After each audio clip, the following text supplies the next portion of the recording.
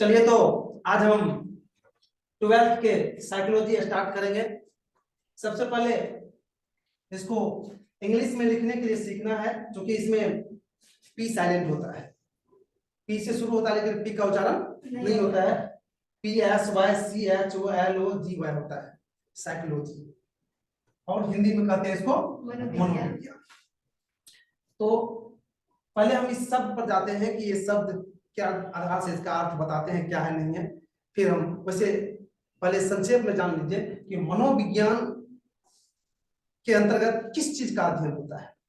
मनोविज्ञान के अंतर्गत व्यक्ति एवं अन्य जीव जंतु की आत्मा की अध्ययन होती है, उसकी सोच का अध्ययन होता है, उसका सोच प्रत्यक्ष और अप्रत्यक्ष जो है उसका अध्ययन होता है। क्या सोचता है, क्या कर सकता है, उसका अध्ययन होता है।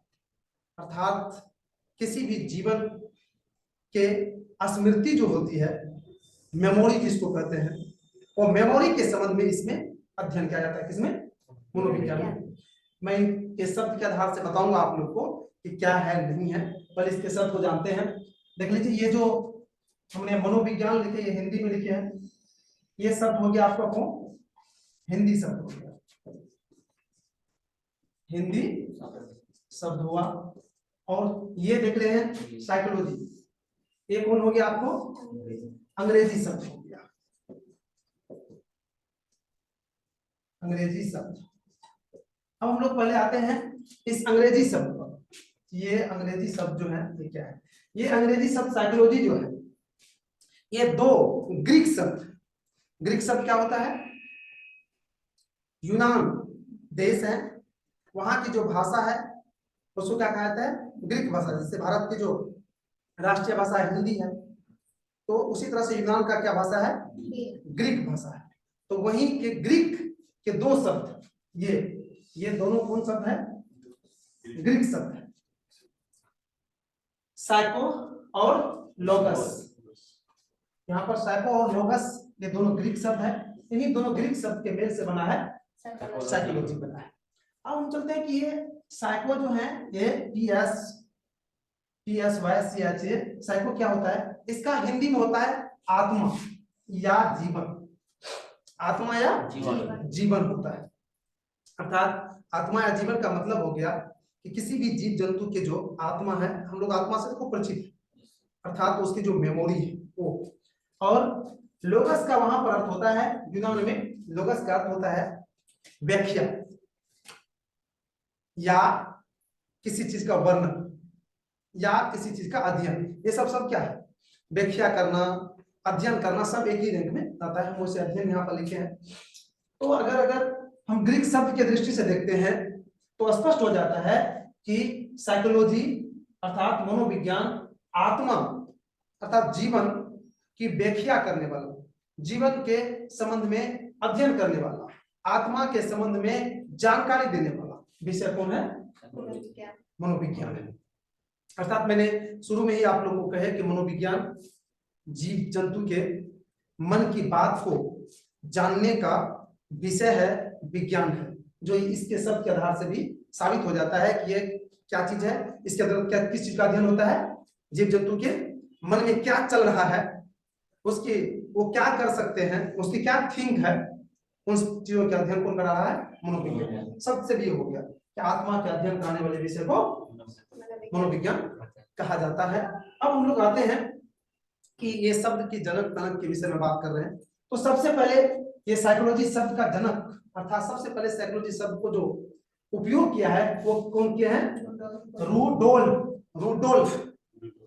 रूडोल्फ किया है इस शब्द का सबसे पहले उपयोग।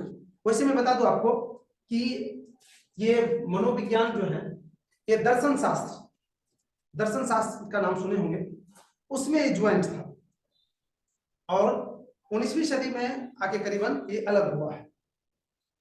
हाँ, उससे पहले दोनों दर्शन शास्त्र और मनोविज्ञान क्या था? अलग, एक ही साथ था। और मैं बता दूं इस को अलग करने में या अलग जो हुआ था वो अलग करने में अरस्तु का काफी अधिक योगदान है। अरस्तु का काफी अधिक योगदान है। अर्थात दर्शन शास्त्र से अरस्तु को अलग, सॉरी, मनोविज्ञान को अलग कौन किया है? अरस्तु ने किया है। अतः इस साइकोलॉजी का अर्थात मनोविज्ञान का जनक किसको माना जाता है? अरस्तु को माना जाता है। लेकिन ये जो मनोविज्ञान की जो वर्तमान रूप देख रहे हैं आप लोग, विकसित रूप देख रहे हैं, इतना व्यापक स्तर पर अध्ययन हो रहा है, इतना वैल्यू हो रहा है। आज देख लीजिएगा कि ये जो शिक्षक की जो परीक्षा ली जाती है उसमें 30 अंक लगभग इसी से रहता है, साइकोलॉजी से ही रहता है। तो चूंकि इसमें व्यक्ति के कोई भी बच्चे हैं, छात्र हैं, तो टीचर जो है वो इसका अगर ज्ञान रहता है तो टीचर अपने आप जान जाते हैं कि इस बच्चे की मनोवृत्ति क्या है, ये क्या सोच रहा है, क्या थिंक है इसका। अर्थात प्रेजेंट टाइम में एक अध्यापक को इसका नॉलेज रहना, मनोविज्ञान का नॉलेज रहना शायद बहुत ही जरूरी है, होना भी चाहिए, तब तो बच्चे का मनोवृत्ति को समझ लेंगे। इसलिए बच्चे को मनोवृत्ति के या किसी भी जीव जंतु की मनोवृत्ति को समझने के लिए मनोविज्ञान की जरूरत होती है। तो सबसे पहले मनोविज्ञान को अलग विषय वस्तु के रूप प्रदान कौन किया, जीवन प्रदान कौन किया? अरस्तु। इसके जनक किसको कहा जाता है? अरस्तु कहा जाता है। लेकिन इसको आधुनिक रूप जो प्रदान किया है वो क्या है? कौन? Wilhelm Maximilian Wundt. ये किया है इसका आधुनिक रूप प्रदान किया गया। इसलिए आधुनिक मनोविज्ञान के जनक इसी को माना जाता है, विल्हेम मैक्सिमिलियन वुंड को इसका आधुनिक मनोविज्ञान के जनक माने जाते हैं।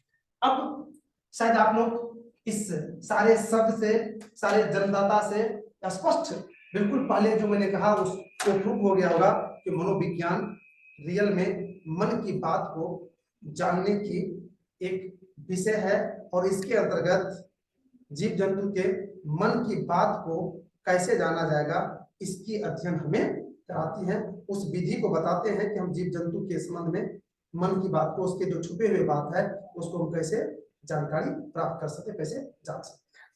क्लियर हो गया इसका मनोविज्ञान? हो गया इसमें कोई डाउट आप लोग को? अभी जो बोले हैं, जो भी कुछ लग रहा है कोई चीज डाउट, तो फिर चले आगे। मैं सिलेबस भी थोड़ा सा बता देता हूँ, टाइम है आपके पास 2 मिनट।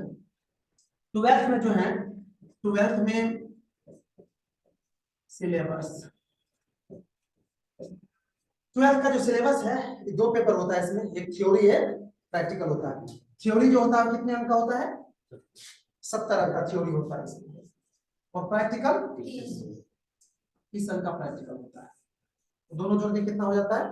100 का हो जाता है। और थ्योरी में जो होते हैं इसमें से 50% अर्थात 35 गो ऑब्जेक्टिव होगा और बाद बाकी सब्जेक्टिव होगा। अर्थात ऑब्जेक्टिव को अभी से हम लोग इसका अगर तैयार कर लेते हैं तो बोर्ड के साथ साथ, क्योंकि इसका ऑब्जेक्टिव आपको लाइफ में भी बहुत काम आएगा।